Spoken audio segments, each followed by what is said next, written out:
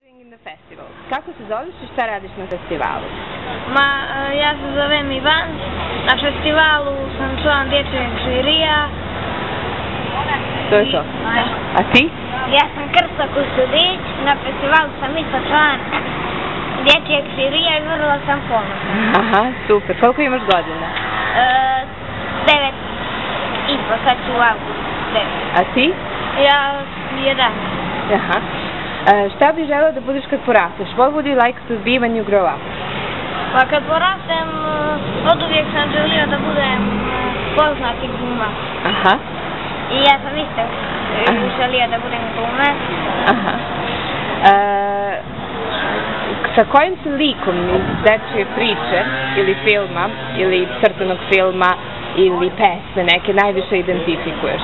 Koji ti je omiljeni lik iz neke priče?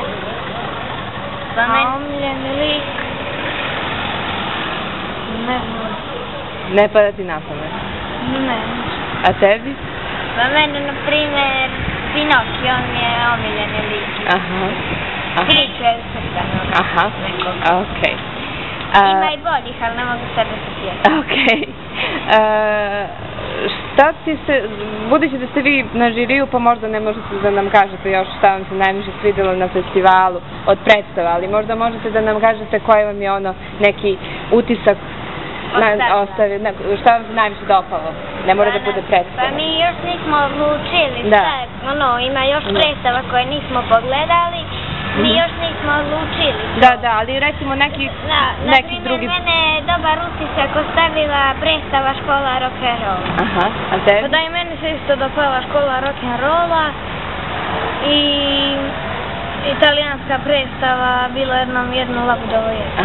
I još samo da dodam, bila mi je predstava dobra, samo što se ona ne takmiči, Hrabra nova generacija. Aha. Koja je sinoć izvedena u Atriumu. A šta vam se najviše u njoj dopalo? Pa dopala mi se ona emisija, kako su oni improvizovali tu predstavu, oni nisu imali da uče tekst, nego je to samo improvizacija. A inače je ta predstava za malo starija od nas, ali ipak smo mi razumijeli. Aha, super. A vi ste iz Kotora?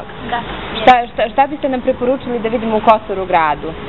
Pa Kotor je poznat, ima mnogo zanimljivih stvari. Evo, na primjer kad se razdaralo u Svetog Trifuna, toran sa satom i tako te trgove. Zanimljivo je gore na San Giovanni i na San Giovanni samo što puše malo. I sad na San Giovanni sad ne bih preporučivao da se ide, sad ima tamo sigurno žmija i tako. Aha, da. A koji vam je omiljeni sladoled? Omiljeni sladoled? Mačo.